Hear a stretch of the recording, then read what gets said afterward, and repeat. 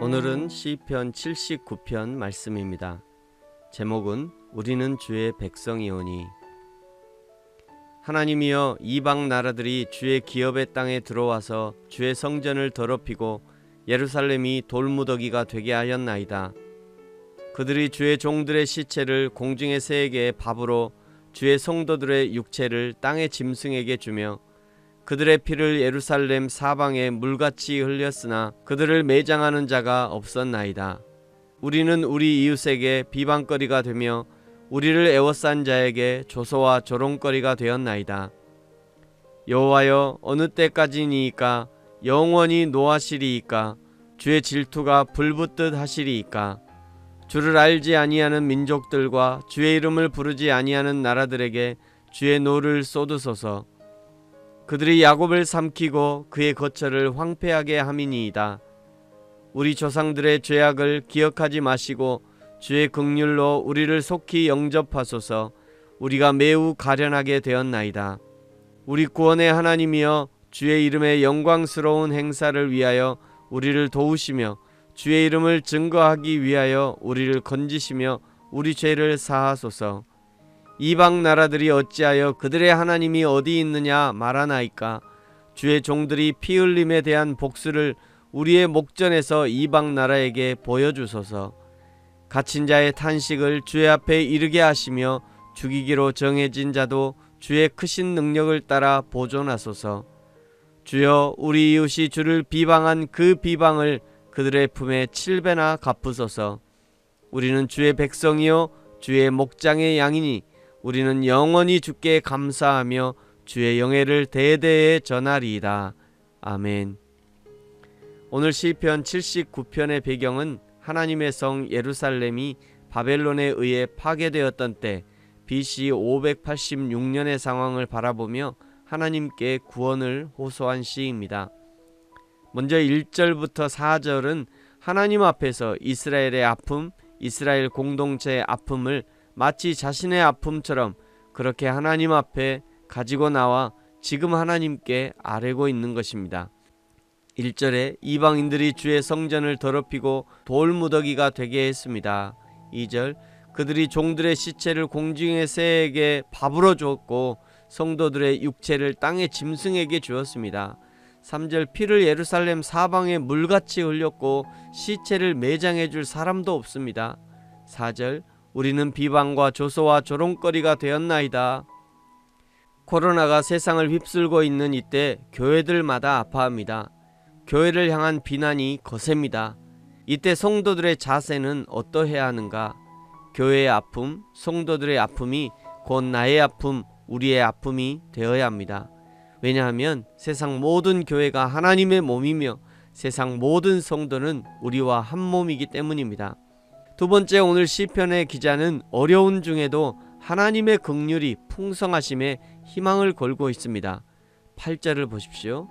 우리 조상들의 죄악을 기억하지 마시고 주의 긍휼로 우리를 속히 영접하소서. 우리가 매우 가련하게 되었나이다. 이미 예루살렘 성은 회파되었고 백성들은 무수히 죽어가고 있으며 주의 종들의 시체가 길거리에서 나뒹굴 정도로 처참한 상황이 되어버렸습니다. 이제 더 이상 이스라엘이라는 나라는 회복되지 못할 정도로 완벽하게 무너져버린 것 같습니다. 그런데 더 무서운 것은 이미 시인은 이런 상황이 왜 닥쳤는지 알고 있다는 것입니다. 어떤 문제의 원인을 정확히 모를 때는 그 문제를 해결해 보려고 엄청 노력을 많이 하는 것이 정상이지만 정확하게 그 원인을 알면 오히려 노력을 포기하는 경우가 많습니다. 왜냐하면 노력해서 안 되는 것을 알기 때문이죠. 자신들의 죄의 결과로 이런 결과가 왔고 하나님이 수차례 경고하신 일이기 때문에 더 이상 피할 수 없다는 것을 알고 있는 것이죠. 이제 이 하나님의 진노가 사그러질 때까지 잠잠히 기다리는 것만 남아있는 것 같습니다. 왜냐하면 잘못했다가는 하나님이 더 화가 나서 영 돌이킬 수 없는 지경에 이를지도 모를 일이기 때문입니다. 그런데 오늘 시편의 기자는 오히려 하나님 앞으로 가까이 나아가고 있는 것입니다. 그는 하나님의 긍휼이 풍성하시다는 것을 알고 있습니다. 또 9절에 주의 이름의 영광스러운 행사를 위하여 라고 말하면서 자신들을 구원해 주시는 것은 하나님의 영광을 위한 것이라고 당당하게 요구하고 있는 것이죠. 사랑하는 성도 여러분, 오늘 우리의 상황과 형편이 어떠하든지 하나님의 긍휼을 의지하시기 바랍니다. 내가 차마 하나님 앞에 나아갈 수 없는 그런 상황이 되었다 할지라도 바득바득 기어서라도 하나님 앞에 나아가시기 바랍니다. 우리에게 희망이 있다면 그것은 하나님의 긍휼입니다. 우리에게 희망이 있다면 그것은 하나님의 자비하심이죠. 우리에게 희망이 있다면 그것은 나를 향한 하나님의 변치 아니하시는 사랑입니다. 세상의 것을 의지하지 말고 오직 여호와 하나님을 의지해야 하는 것이죠.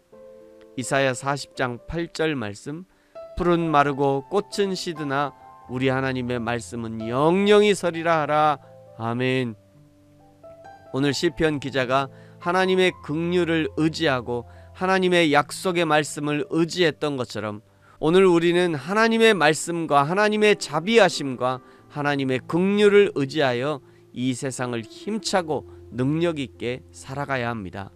시편 기자가 예루살렘 성과 주의 종 그리고 그 백성들의 아픔을 자신의 아픔으로 여기고 기도했던 것처럼 우리도 자신만을 위해 기도하는 것이 아니라 하나님의 나라와 몸된 교회와 성도들을 위해서 기도할 수 있어야 합니다.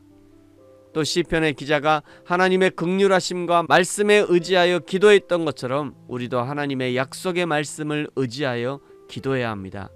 그리하여 하나님의 때에 응답의 기적을 맛보는 저와 여러분이 되어지기를 예수님의 이름으로 축복합니다. 아멘. 기도하겠습니다. 하나님 아버지 감사합니다. 하나님의 나라와 교회를 위해 우리를 택하시고 하나님의 일꾼 삼으신 것을 감사드립니다.